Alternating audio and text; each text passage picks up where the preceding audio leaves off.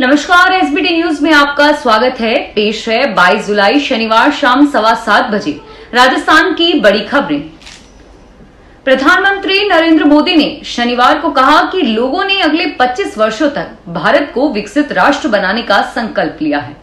प्रधानमंत्री मोदी ने video conference के माध्यम से राष्ट्रीय रोजगार मेले के तहत लगभग 70,000 नव नियुक्तों को नियुक्ति पत्र वितरित करने के बाद कहा कि रोजगार मेला युवकों को सशक्त बनाने और देश की प्रगति में उनकी सक्रिय भागीदारी को प्रोत्साहित करने का एक अच्छा प्रयास है। मोदी ने कहा कि वर्ष 2047 तक भारत को एक विकसित राष्ट्र बनाने के हमारे प्रयासों में युवाओं की भूमिका महत्वपूर्ण होगी। देश भर में 44 स्थानों पर रोजगार मेला आयोजित किया जा रहा है और इस पहल का समर्थन करने वाले केंद्र सरकार के विभागों के साथ साथ राज्य सरकारों और केंद्र शासित प्रदेशों में भर्तियां हो रही है। विभिन्न पार्टियों के नेताओं का भाजपा ज्वाइन करने का सिलसिला जारी है। आज 17 नेताओं ने भाजपा ज्वाइन की। इन्हें भाजपा के प्रदेश प्रभारी अरुण सिंह, प्रदेशाध्यक्ष सीपी जोशी, नेता प्रतिपक्ष राजेंद्र राठौड़ ने पार्टी ज्वाइन करवाई। कांग्रेस से पिछले विधानसभा चुनावों में प्रत्याशी रहे डॉक्टर शिवचरण कुशवाहा, कांग्रेस नेता व पूर्व विधायक रविंद्र सिंह बोहरा, कांग्रेस नेता विवेक सिंह बोहरा, माकपा से पूर्व विधायक रहे पवन दुग्गल, उनकी पत्नी रानी दुग्गल, विष्णु बाबू, बसपा से विधानसभा चुनाव लड़ चुके लल्लू राम बैरवा और पूर्व सांसद धन सिंह रावत ने आज भाजपा ज्वाइन कर ली है। डेरा सच्चा सौदा सिरसा के प्रमुख राम रहीम को 7वीं बार पैरोल पर हरियाणा सीएम मनोहर लाल ने दो टूक बात कही है।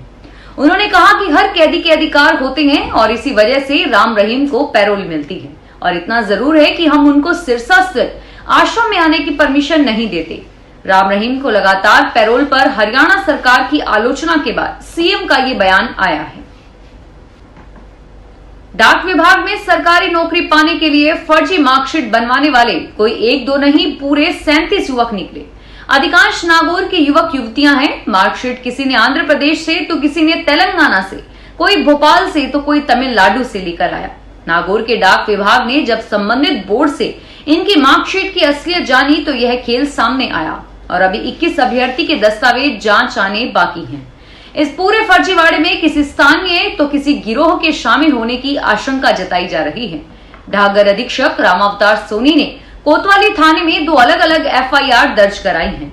फर्जी मार्कशीट के लाखों के खेल में किसी रसूखदार या नेता के होने की संभावना से भी इनकार नहीं किया जा सकता। आर्थिक, राजनीतिक, सामाजिक प्रतिनिधित्व के लिए अग्रवाल समाज के कई संगठन एक जाजम पर नजर आएंगे। जयपुर में कल रविवार को विद्याधर नगर स्टेडियम में होने वाले अखिल भारतीय अग्रवाल सम्मेलन और ऑल राजस्थान अग्रवाल समाज सेवा समिति की ओर से विराट अग्र महाकुंभ की तैयारी अंतिम चरण में है।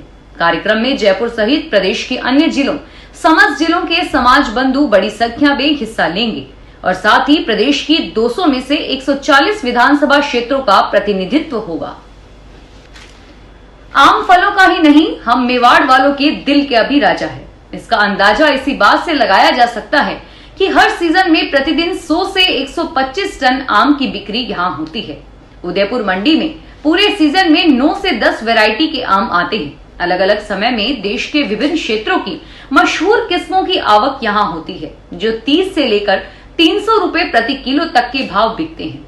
मेवाड़ में फरवरी से आम आना शुरू हो जाते हैं और जुलाई माह तक इनकी आवक जारी रहती है और वहीं अप्रैल से जून तक जमकर आम खाए जाते हैं।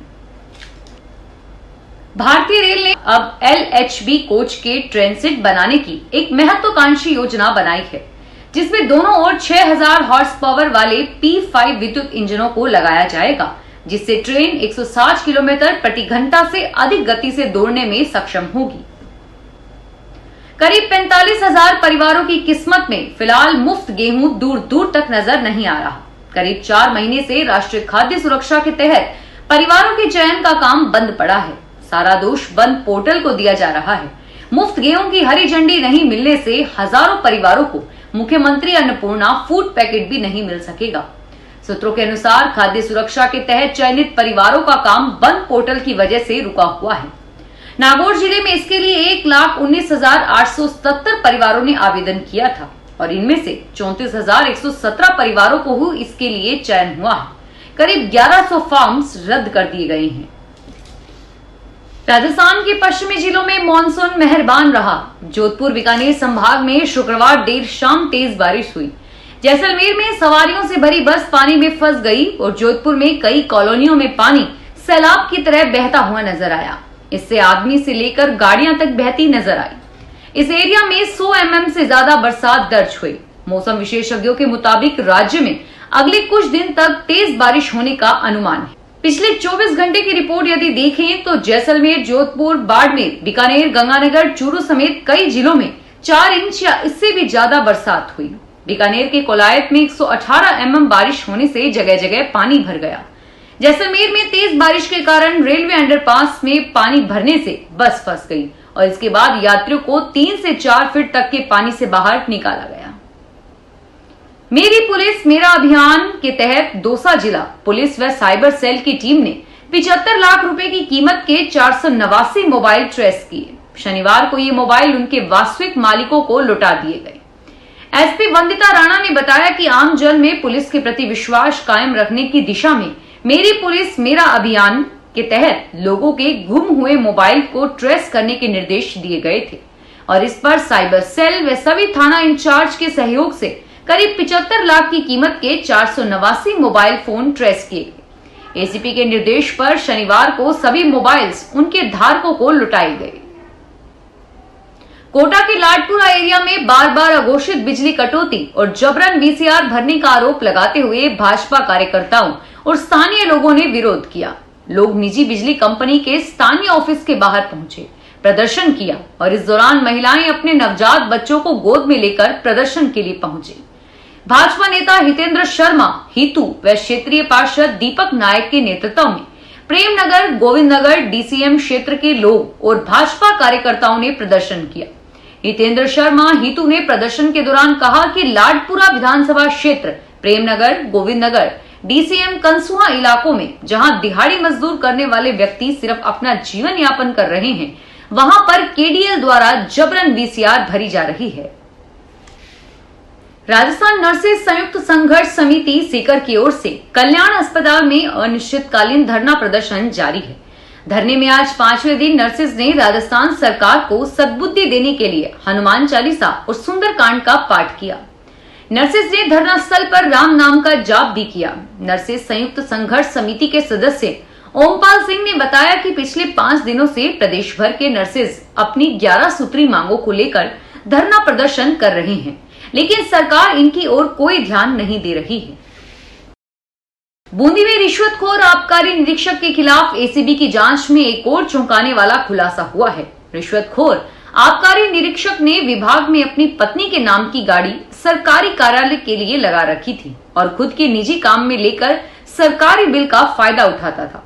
और अब एसीबी इस मामले की अलग से जांच करेगा और विभागीय अधिकारियों से भी पूछताछ होगी कि आरोपी ने कब से विभाग में गाड़ी लगाई है और अब तक कितने का भुगतान उठा चुका है।